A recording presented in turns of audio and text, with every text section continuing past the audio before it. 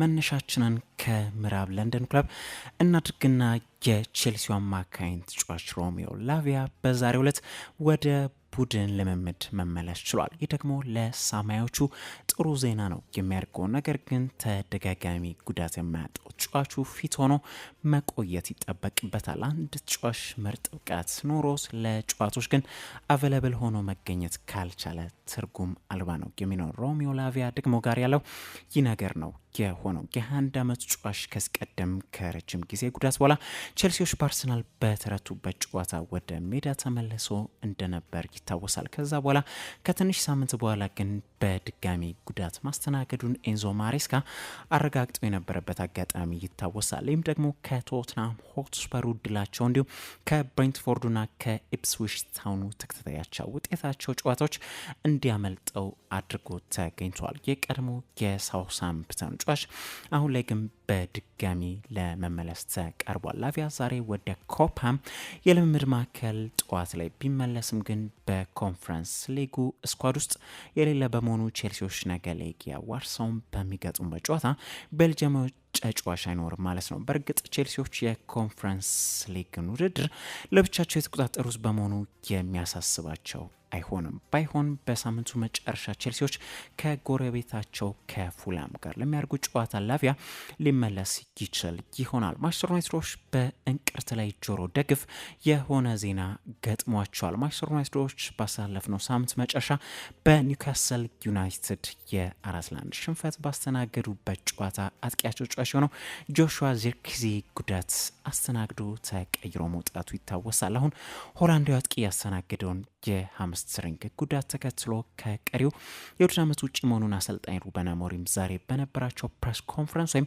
ጋዜጣዊ መግለጫቸው ላይ አረጋግጧል። ዚርክዚ ያስተናገደው ጉዳት የሃምስትሪንግ ጉዳት እንደመሆኑ መጠን ግን ቀድሞውንም ቢሆን ከቀሪው የውድድር ዓመት ውጭ እንደሚሆን በስፋት የሚጠበቅ ነው የነበረው። ዚርክዚ ዘንድሮ ለቡድኑ በሁሉም ውድድሮችም 7 ግቦችን ማስቆጠር የቻለ ተጫዋች ነው። ተጫዋቹ ግብ አነፍናፊ አይነት ተጫዋች ባይሆንም እንኳን ለሊንካፕ አጨዋወት ግን አመቺ የሆነ ተጫዋች እንደሆነና በጥሩ ሁኔታ ወደ ሪትም እየገባ የነበረ ተጫዋች እንደነበር ይታወቃል። አሁን ቀይ ሰይጣኖቹ የዚርክዚን ጉዳት ተከትሎም በፊት መስመራቸው የሚቀሯቸው ብቸኞቹ አጥቂዎች ራስመስ ሆይሉንድና አሌሃንድሮ ጋርናቾ ብቻ ያድጓል። ይህ ደግሞ ለሩበን አሞሪም ሌላ ራስ ምታት ነው የሚሆነው። አሞሪም በሌላ በኩል እንዳረጋገጡት ግን ነገ በግብ ጠባቂ ቦታ ላይ የሚጀምረውን ተጫዋችም ያረጋገጡ ሲሆን አንድሬ ኦናና የነገውን ጨዋታ እንደሚጀምር አረጋግጧል። እንዲሁም ከተጫዋቾች ጉዳት ጋር በተያያዘ ማታየስ ዴሊክት የውድድር ዓመቱ ከመጠናቀቁ በፊት እንደሚመለስ፣ ኤደን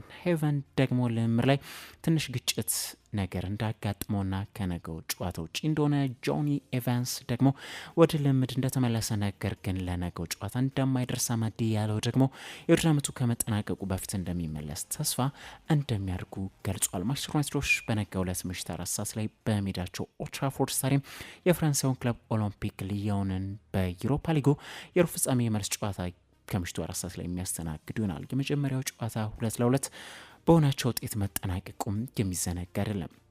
አንቷን ግሪዝማን በአትሌቲኮ ደ ማድሪድ እስከ 2027 ድረስ የሚያቆየውን አዲሱን ለማደስ ከስምምነት እንደደረሰ ማቴ ሞሬቶ ይዞት የወጣው መረጃ ያመላክታል። ግሪዙ አሁንም በዋንዳ ሜትሮፖሊታኖ ቤት ይቆያል ማለት ነው። የሎስ ሮጂ ብላንኮሶቹ አሰልጣኝ የሆኑት ዲየጎ ሲሞኔ የ34 ዓመቱን ተጫዋች አሁንም ወሳኝ ተጫዋች አድርገው እንደሚመለከቱት ነው የተገለጸው። ተጫዋቹ በክረምቱ ከላሊጋው ክለብ ጋር ይለያያል የሚሉ ስጋቶች እንደነበሩ ይታወሳል። ከዚህ ቀደም ከኤምኤልኤሱ ክለብ ሎስ አንጀለስ ጋር ንግግር ጀምሮ የነበረበት አጋጣሚም ጭምር ነው የነበረውን ግን ሁሉን ለማደስ ከስምምነት ደርሷል። ፈረንሳይ ተጫዋች ዘንድሮም እያሳየ ያለው እንቅስቃሴ ደግሞ የተደገመ ሆኖም አልተገኘም። 31 ጨዋታዎችን ዘንድሮ አከናውኖ 8 ግቦችን አስቆጥሮ 5 ደግሞ ለግብ የሚሆኑ ኳሶችን አመሻሽቶ ማቀበል የቻለ ተጫዋች ነው። ተጫዋቹ በአጠቃላይ በአትሌቲኮ ማሊያ ደግሞ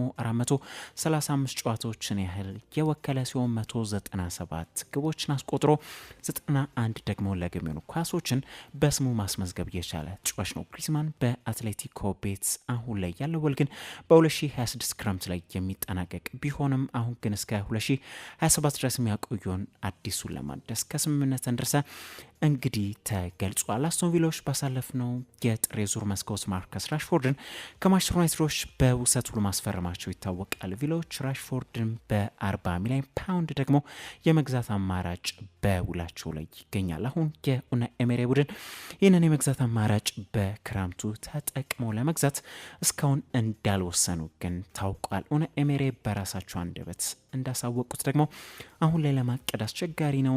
በሁኔታዎች ላይ እና በቀጣይ ሳምንታቶች በሚፈጠሩ ነገሮች ላይ የሚወሰን ይሆናል። ራሽፎርድ ምቾት ይሰማልና የተሻለም እየተሰማው ይገኛል። ከፔዤ ጋር አስደናቂ ጨዋታ አድርጓል፣ ደስተኞች ነን ሲሉ ስፓናር ደሰል ላይ ኡናይ ኤሜሬ ተደምጧል። ማርከስ ራሽፎርድ ትላንት በነበረው የአስቶን ቪላና የፔዤ አስደናቂ ጨዋታ በሁለተኛው አጋማሽ በተለይ ምርጥ ብቃትን አስመልክቶ የነበረ ተጫዋች ነው የነበረው። ትላንት ኤሜሬ እሱን ቀይረው መውጣታቸውም ዋጋ ያስከፈላቸው ቅያሪ እንደነበር ቀን ላይ ስለ ጨዋታው ስናነሳ አብረን ማንሳታችንም ይታወሳል። ለሊቨርፑሎች ጥሩ ዜና የተሰማ ሲሆን ትሬንት አሌክሳንደር አርኖልድ ካስተናገደው ጉዳት አገግሞ በዛሬው ዕለት ወደ ልምምድ ሊመለስ ችሏል። የ26 ዓመት ተጫዋች በማርች ወር ላይ በቻምፒዮንስ ሊጉ ከፔዤ ጋር በነበረው ጨዋታ ካስተናገደው የቁርጭምጭሚት ጉዳት በኋላ ከሜዳ የራቀ ተጫዋች ነው። አሁን እንግዲህ ለቀያዮቹ ደጋፊዎች ጥሩ በሆነ ዜና አርኖልድ ወደ ልምምድ ተመልሷል። የቀያዮቹ አሰልጣኝ የሆኑት አርነ ስሎት ከዚህ ቀደም ይህ ወር ከመጠናቀቁ በፊትም አርኖልድ እንደሚመለስ ጠቁሞ የነበረበትም አጋጣሚ የቅርብ ጊዜ ትውስታ ነው። የአርኖልድን አለመኖር ተከትሎም በዚህ የቀኝ መስመር ተመላላሽ ተከላካይ ቦታ ላይ ግን ጃላል ኳንሳ እንዲሁም ከርቲስ ጆንስም ጭምር በዚህ ቦታ ላይ ሆኖ ሲጫወት እንደነበር ይታወሳል። ኮነር ብራድሊ ደግሞ ከጉዳቱ ከተመለሰ በኋላ ሲጫወትም እንደነበር ይታወቃል። አሁን እንግዲህ ትሬንት አሌክሳንደር አርኖልድ ሊመለስ ችሏል። የመርሲሳይዱ ክለብ ሊጉን በ13 ነጥቦች ልዩነት በሙሉ ርቀው እየመሩት ሲገኙ በሳምንቱ መጨረሻ ደግሞ በወራሽ ቀጠናው የሚገኙትን ሌስተር ሲቲዎችን የሚገጥሙ ይሆናል። ሊቨርፑሎች 20ኛ የፕሪሚየር ሊግ ዋንጫቸውን ለማሳካትም ከዚህ በኋላ ካሉ 6 ጨዋታዎች 2 ድል ብቻ ማስመዝገብ በቂያቸው ነው የሚሆነው። በቅርጫት ኳስ ወይም በባስኬትቦል ዜና የኤንቢኤ ሬጉላር ሲዝን ከጠናቀቁ በኋላ የፕሌይ ኢን ጨዋታዎች በዛሬው ዕለት ጅማሯቸውን አድርጓል። በዛሬው ዕለት 2 የኤንቢኤ ፕሌይ ኢን ጨዋታዎችም ነው የተደረጉት። ጎልደን ስቴት ዋሪየርስን ከሜምፊስ ግሪዝላይስ ያገናኘው ጨዋታ ደግሞ አንዱ መርሃ ግብር ነው። በጨዋታውም ጎልደን ስቴት ዋሪየርሶች ሜምፊስ ግሪዝላይስን 121 ለ116 በሆነ ውጤት ማሸነፍ ችሏል። የነ ስቴፈን ከሪ ቡድን የሆኑት ዋሪየርሶች ከዛሬ ድላቸው በኋላም በቀጥታ ወደ ፕሌይ ኦፍ ማለፋቸውን ያረጋገጡበትን ትኬትም ቆርጧል። በጨዋታው ስቴፈን ካሪና ጂሚ ባትለር 75 ነጥቦችን በጋራ በማስቆጠር ለድሉ ወሳኝ የነበሩ ተጫዋቾች ነበሩ። ጂሚ ባትለር 38 ነጥቦችን፣ ስቴፈን ካሪ ደግሞ 37 ነጥቦችን ያስቆጠሩ ተጫዋቾች ነበሩ። በጨዋታው ግን ጂሚ ባትለር ከ38 ነጥቡ በዘለለም ያሸበረቀ ሲሆን 7 ሪባውንዶችን አድርጎ 6 አሲስቶችን አስመዝግቦ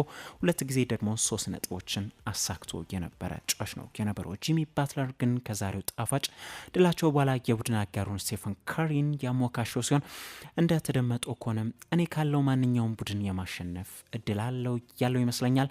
በቡድኑ ስቴፈን ካለ ግን ሁሉም ቡድን እድል እንዳለው አውቃለው የኔ ባትማን ነው ሲል ነው እንግዲህ ጂሚ ባትለር ስለ ስቴፈን ካሪ አስቴቱን ያጋራ። ዋሪየርሶች ለፕሌይ ኦፍ ካለፉ በኋላ ግን በፕሌይ ኦፉ በቀጣይ ሆስተን ሮኬትስን የሚገጥሙናል። በሌላኛው የኤንቢኤ ፕሌይ ኢን ጨዋታ ደግሞ በአጭሩ ለመግለጽ ያህል ኦርላንዶ ማጂክ አትላንታ ሃውክስ 120 ለ95 በሆነ ውጤት ማሸነፍ ችሏል። ማጂኮችም ለፕሌይ ኦፍ እንግዲህ ማለፋቸውን አረጋግጧል ማለት ነው። በነገራችን ላይ ዛሬ ሽንፈት ያስተናገዱት ቡድኖች አበቃላቸው ማለት አይደለም። ቀጣይ ጨዋታ ያላቸው በመሆኑ ሌላ እድል አላቸው ማለት ነው።